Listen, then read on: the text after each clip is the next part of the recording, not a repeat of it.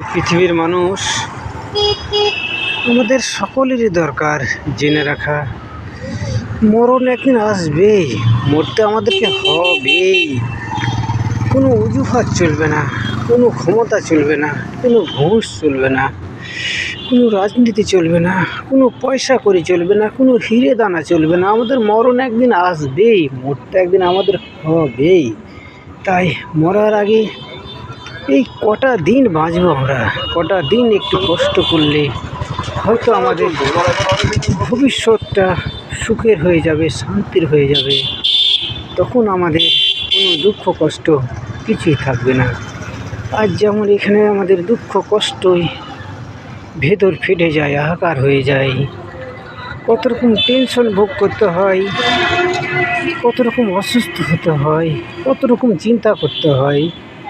এমন একটা জায়গা আল্লাহ সুবহানাহু ওয়া তাআলা